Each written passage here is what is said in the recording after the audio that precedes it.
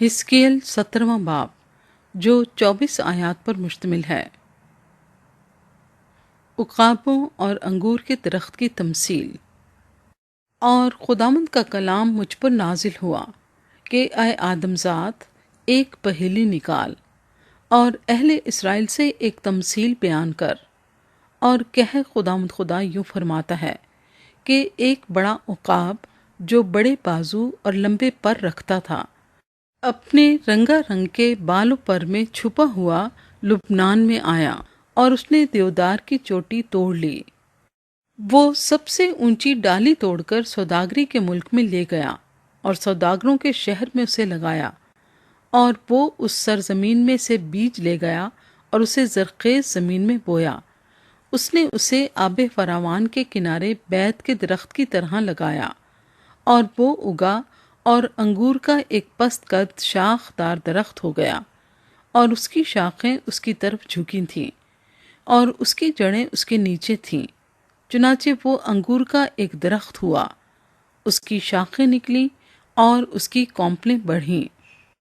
اور ایک اور بڑا عقاب تھا جس کے بازو بڑے بڑے اور بالوں پر بہت تھے، اور اس تاک نے اپنی جڑیں اس کی طرف جھکائیں اور اپنی کیاریوں سے اپنی شاخیں اس کی طرف بڑھائیں تاکہ وہ اسے سینچے۔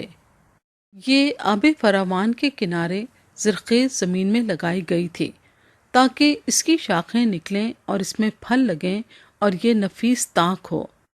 تو کہہ خداوند خدا یوں فرماتا ہے کہ کیا یہ برومند ہوگی؟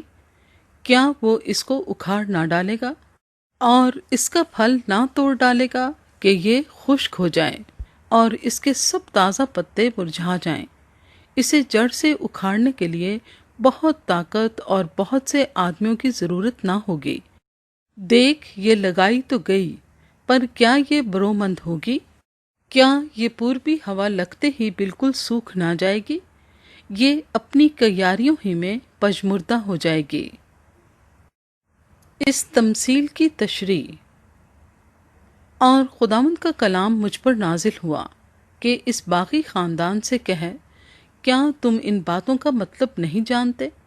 ان سے کہے، دیکھو شاہ بابل نے یروشلم پر چڑھائی کی اور اس کے بادشاہ کو اور اس کے امرا کو اسیر کر کے اپنے ساتھ بابل کو لے گیا، اور اس نے شاہی نسل میں سے ایک کو لیا اور اس کے ساتھ عہد باندھا اور اس سے قسم لی اور ملک بہادروں کو بھی لے گیا تاکہ وہ مملکت پست ہو جائے اور پھر سر نہ اٹھا سکے، بلکہ اس کے عہد کو قائم رکھنے سے قائم رہے۔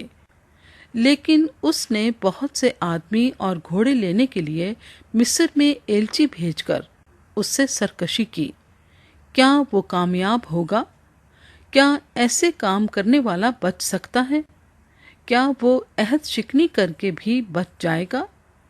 خداوند خدا فرماتا ہے کہ مجھے اپنی حیات کی قسم، وہ اسی جگہ جہاں اس بادشاہ کا مسکن ہے جس نے اسے بادشاہ بنایا اور جس کی قسم کو اس نے حقیر جانا اور جس کا عہد اس نے توڑا، یعنی بابل میں اسی کے پاس مرے گا، اور فرعون اپنے بڑے لشکر اور بہت سے لوگوں کو لے کر لڑائی میں اس کے ساتھ شریک نہ ہوگا۔ جب دمدمہ باندھتے ہوں اور برج بناتے ہوں کہ بہت سے لوگوں کو قتل کریں، چونکہ اس نے قسم کو حقیر جانا اور اس عہد کو توڑا اور ہاتھ پر ہاتھ مار کر بھی یہ سب کچھ کیا، اس لیے وہ بچ نہ سکے گا۔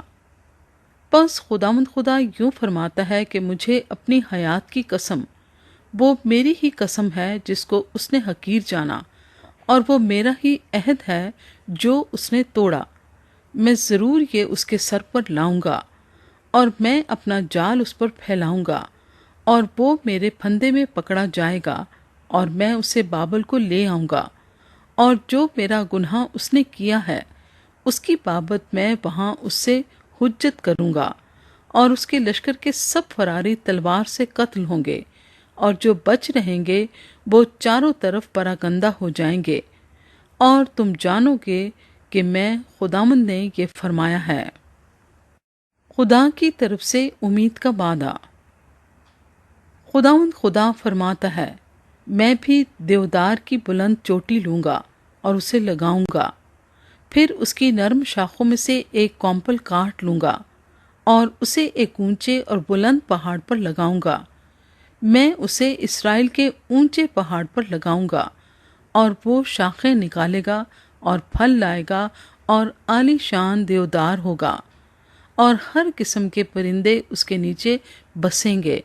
وہ اس کی ڈالیوں کے سائے میں بسیرا کریں گے، اور میدان کے سب درخت جانیں گے کہ میں خداوند نے بڑے درخت کو پست کیا اور چھوٹے درخت کو بلند کیا، ہرے درخت کو سکھا دیا اور سوکھے درخت کو ہرا کیا۔ میں خداوند نے فرمایا اور کر دکھایا۔